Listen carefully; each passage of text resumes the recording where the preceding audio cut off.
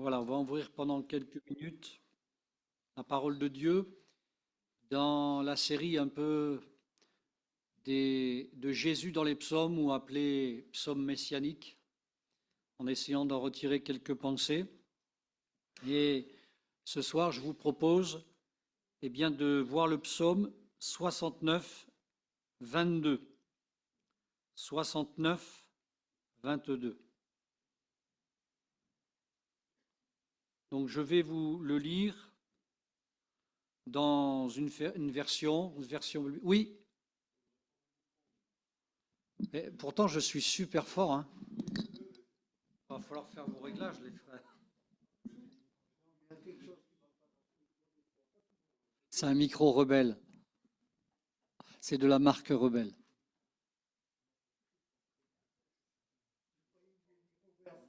Non. Il faut mettre le micro comme ça. Bon. Alors le psaume 69, verset 22, je vous le lis. Voilà, dans la version de Genève 1979, ça vous dit rien, mais c'est juste pour que ça vous puissiez. Je ne sais pas si on a cette version sur le logiciel à Bacan. C'est la NEG, NEG 1979. C'est juste pour être cohérent. Livre de Genève. Je lis pour vous, ils mettent du fiel dans ma nourriture et pour apaiser ma soif, ils m'abreuvent de vinaigre. Alors quand on lit ce genre de texte, on se dit, waouh, par où on commence, qu'est-ce que cela veut dire? Eh bien, vous savez, souvent, il faut être simple, il faut commencer par des choses très très simples. Et ensuite, souvent, dans vos méditations, nos méditations, le Seigneur nous dirige.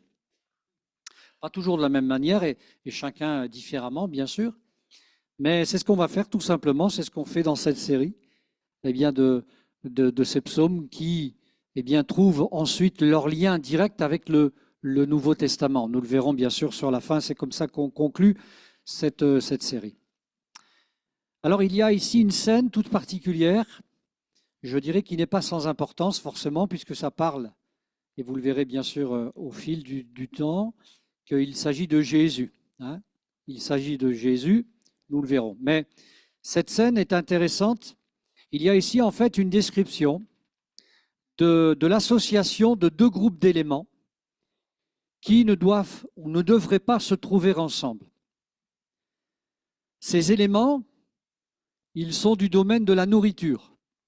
Enfin, en tout cas, appelés à passer par la bouche. OK ? Et les trouver ensemble, pour les retrouver donc ensemble pour les consommer, quand on regarde tout simplement, eh bien, ça n'indique pas de bonnes choses. C'est négatif, n'est-ce pas? Voilà. Alors, c'est le verset 22 seulement, hein, pas le 21, hein, verset 22. Voilà, pas le 21, sinon ça va nous mettre... Hein, Babacan? C'est juste le verset 22, pas 21. Hein. Ah, d'accord. On a des espions à distance. Oui, je sais bien, je plaisante. Donc, dans un premier temps, vous voyez, donc il y a comme un message qui, bien sûr, demanderait à être élucidé, de voir deux éléments hein, dans ce texte qui, si on devait les consommer ensemble, on ne serait pas bien. Vous avez compris. Alors, il y a ici une description que j'ai appelée association dangereuse en vue de la mort, en vue de provoquer la mort. Mes frères et sœurs, à qui est vraiment logique, qui est vraiment sensé, viendrait-il à l'idée de mélanger de la nourriture à du poison? Et on sait que dans l'histoire, nombreux chefs, nombreux dignitaires, etc., alors qu'ils étaient parfois à l'apogée de leur pouvoir, avec un petit peu de poison, un petit peu de venin, plus personne. C'est malheureusement, voilà, on en a vu un il n'y a pas longtemps, alors c'est un certain monsieur Poutine, enfin, semble-t-il, c'est pas vrai, mais bon, Il y a des méthodes aussi, parfois on ne va pas juger ça, mais voilà, c'est la manière expéditive. Pourquoi je dis poison ou venin? Parce que dans la racine, en fait, le mot poison est traduit aussi, eh bien, dans le texte original par venin. Et quand on se pose la question au venin, le venin, euh, on pense à un animal en particulier qui nous vient tout de suite à l'esprit. Le serpent ancien. Eh ouais. Et ce serpent ancien, il a inoculé son venin dans le cœur d'Ève et d'Adam pour semer eh bien, la discorde, on va dire, avec Dieu. Il a semé le péché, il a semé voilà, tout ce que nous savons. Et ça a eu eh bien, des conséquences catastrophiques, délétères. Et le péché est entré dans le monde. Terrible, hein? Ce venin, c'était l'orgueil, bien sûr, de pouvoir, la Bible appelle ça l'orgueil de la vie, de pouvoir se passer de Dieu, semble-t-il. Se comparer à Dieu, voilà. Ça vient après, mais c'est vrai que Satan, et lui, c'est ce qu'il voulait. Et c'est ce qu'il voudra faire d'ailleurs, c'est bien que tu le rappelles, Roland, parce que quand cet homme, vous savez, cet homme, l'Antichrist, il va s'asseoir dans le temple, ça sera en fait, comme il aura reçu la puissance de Satan, ça sera comme si Satan s'asseyait sur le trône. Eh oui, son projet, il le poursuit, hein? Eh ouais. Mais on sait ce qui va lui arriver, ça ne va pas durer longtemps.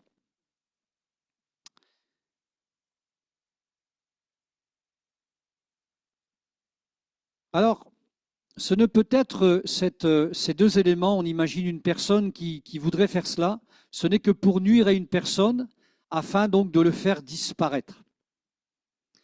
Et en ce qui concerne Jésus, puisque dans ces psaumes on parle de Jésus, il y a une expression justement qui revient dans la parole de Dieu. Vous savez, cette phrase qui dit qu'il cherchait à le faire mourir. Malheureusement, j'ai envie de dire, ça n'a pas été le cas que pour Jésus. Ça a été le cas même avant Jésus, de tous les hommes et les femmes de Dieu qui ont voulu suivre, pour l'Ancien Testament, la loi de Dieu, etc., pour Jésus et pour tous ceux qui viendront après Jésus, et notamment ses disciples. On trouve ça, cette expression, dans Jean chapitre 5, verset 17. Mais Jésus leur répondit, mon Père agit jusqu'à présent, moi aussi j'agis. Alors, je crois qu'il y avait un autre verset à mettre. Il n'aimait plus les versets, peut-être le 5, le 5, 16. 5, 16. Allô, Gabriel, tu peux me mettre le 16? J'avais encore jamais vécu ça, quelqu'un qui mettait les textes, mais à distance. Voilà, c'est pourquoi les Juifs poursuivaient Jésus parce qu'il faisait des choses le jour du sabbat, mais Jésus leur répondit, mon Père agit, etc. Donc, ils le poursuivaient pas pour lui faire du bien. Voilà. Et puis, il y a Jean 7, 1. Jean 7, 1 qui dit ceci. Après cela, Jésus parcourut la Galilée car il ne voulait pas séjourner en Judée parce que les Juifs, là c'est clair, c'est explicite, cherchaient à le faire mourir. Ah oui. Et nous savons donc bien d'autres encore, et bien que cela est arrivé avant, comme je le disais, et après le ministère de Jésus. Est-ce que vous avez des exemples, voilà, dans la parole de Dieu, justement, d'hommes et de femmes qu'on a voulu faire taire ou qu'on a voulu faire mourir? Ancien, Nouveau Testament. Paul? Eh oui, oui, Paul, quand il dira d'ailleurs, quand il va résumer un peu sa vie, avec les plusieurs fois 40 coups moins 1, la nudité, etc. Tout ça, c'est pas, il ne le voulait pas, hein, mais c'était d'ailleurs tout ce que le Seigneur allait lui montrer. Hein, vous savez, quand il y a à un moment donné Ananias qui vient, hein, Ananias a une vision, vous vous en souvenez de ça? Hein, il a une vision que quelqu'un, donc lui, il va venir prier pour lui pour qu'il recouvre la vue. Hein, et et quand Ananias a cette vision de Paul, notamment, il prie, et il dit, voilà, c'est ce Paul, donc Saul de Tarse, eh bien, je l'ai choisi afin qu'il porte ma parole, etc., parmi les nations, et je lui montrerai tout ce qu'il doit souffrir à cause de mon nom. Donc ça veut dire que Paul, il a compris ce qu'il attendait. C'est une particularité de Paul. Ça n'a pas été le cas forcément de tous les disciples, ça n'a pas été notre cas non plus. Mais voilà, et Paul, il a eu j'allais dire, ce privilège de savoir avant tout ce qu'il allait souffrir. Donc ce n'est pas trop un privilège non plus. OK? Est-ce que vous avez d'autres exemples? Donc Paul, Étienne, alors on pourrait dire que ça a été de courte durée, mais ça a été brutal. Ça a été expéditif. Et là, on se souvient quand même qu'il a vu la gloire de Dieu. Hein. Bon. Daniel, fosse au lion.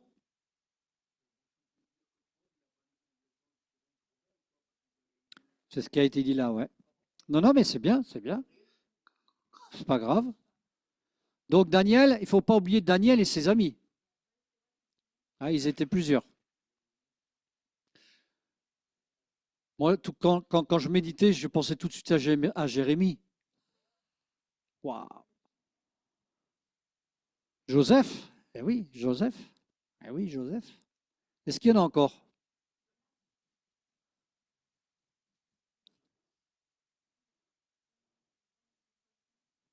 Ouais, mais ça, c'est à cause de lui, de lui-même. Bon, c'est vrai que ce n'est pas très agréable, ça ne veut pas sentir bon. Bref. Pierre, voilà, Pierre. Pierre. Hein. Et puis, vous en avez oublié quelques-uns. En fait, vous.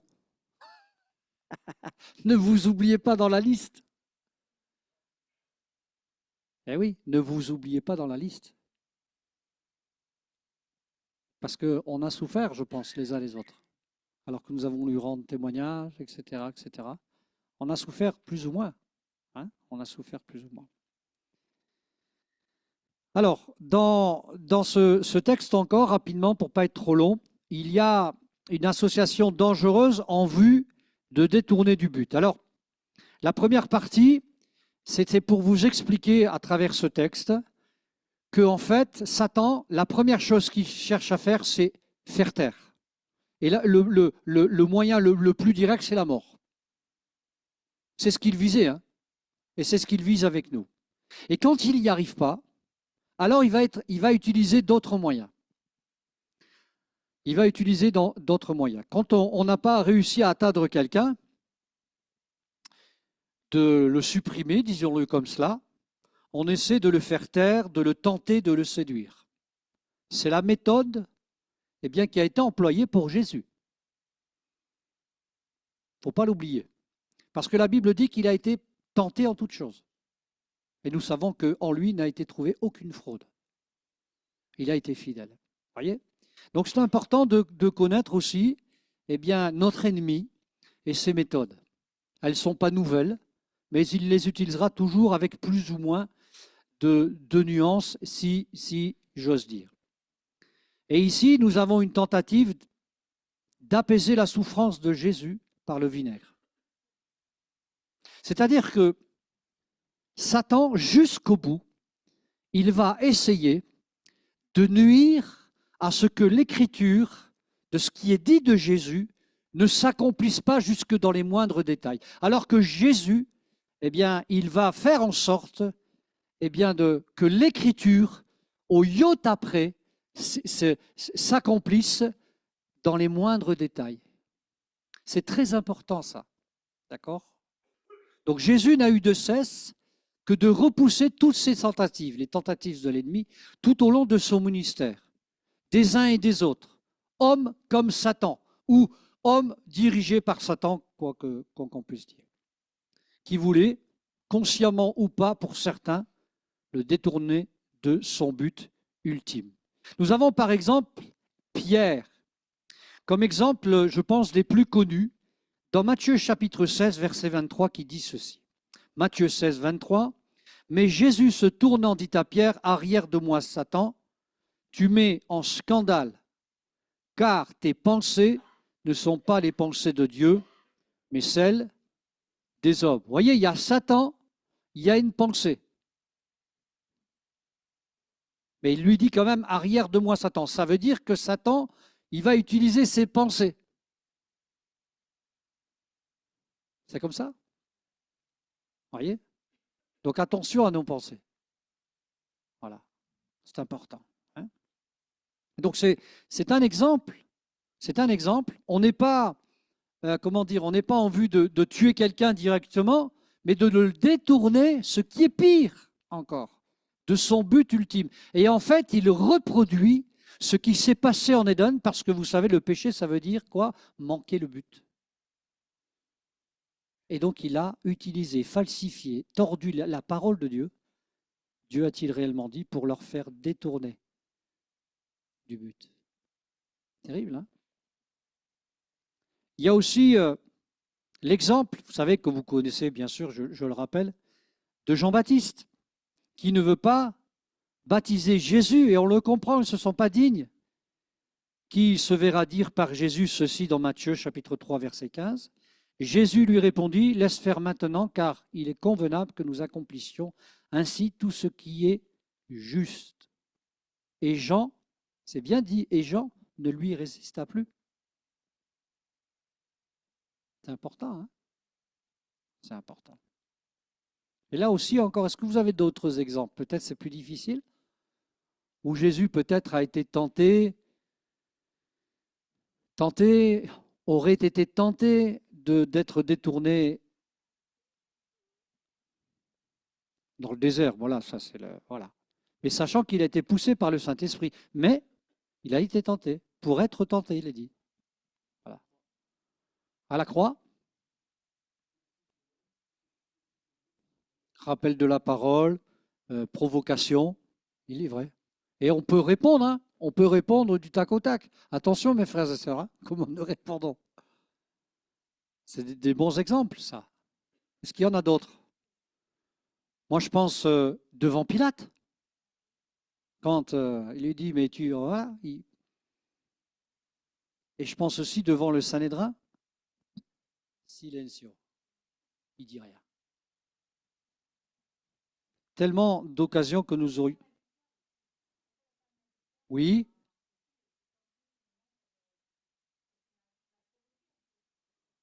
ouais,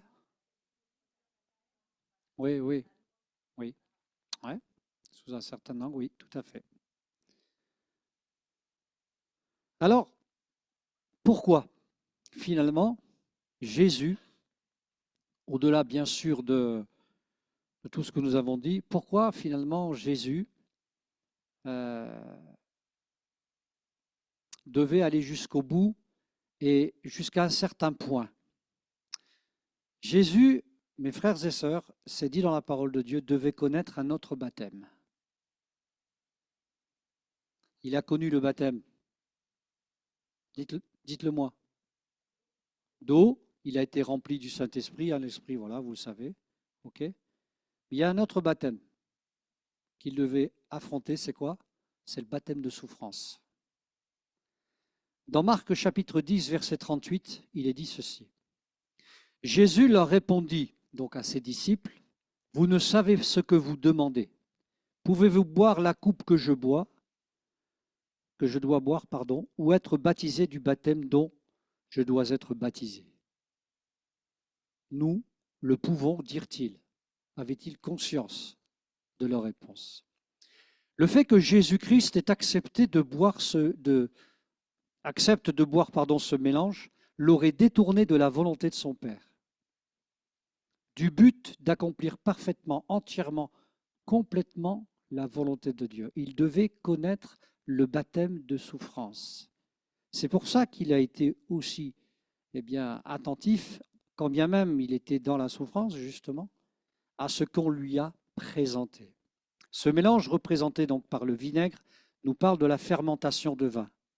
Jésus n'a-t-il pas dit à ses disciples dans Marc chapitre 14 verset 25, je vous le dis en vérité, je ne boirai plus jamais du fruit de la vigne, jusqu'au jour où j'en boirai de nouveau dans le royaume de Dieu. Ce n'est pas un petit détail, hein? Dans Marc 15, 23, il est dit, et ils lui donnèrent à boire du vin mêlé de myrrhe, mais il ne le prit pas. Il y avait ce mélange à un moment donné qui était comme un anesthésiant, c'est-à-dire, eh bien, anesthésiant la douleur. Et là, il n'y aurait pas eu le baptême de souffrance. Jésus voulait que sa souffrance, elle soit complètement vécue et complètement consommée. Alors, dans Matthieu chapitre 27, 34, on va terminer. Il est dit ceci, ils lui donnèrent à boire du vin mêlé de fiel, mais quand il l'eut goûté, il ne voulait pas boire. Matthieu 27, 48, et aussitôt, l'un d'eux courut prendre une éponge qu'il remplit de vinaigre, et l'ayant fixé sur les eaux, il le lui donnait à boire, etc. etc. Voyez? Avec un simple psaume, et quand on médite comme ça, on se rend compte que le Seigneur a été fidèle dans les moindres détails. Pour nous, ne l'oublions pas, et pour la gloire de son Père. Alors, on pourrait terminer par la prière à remercier le Seigneur. Vous êtes d'accord? À remercier le Seigneur encore une fois. On n'est pas au culte, mais c'est pareil. On remercie le Seigneur de sa fidélité, de son abnégation et de cette preuve d'amour qu'il a donnée à chacun d'entre nous. Amen. Je vous laisse prier et on peut le remercier et terminer comme cela la soirée.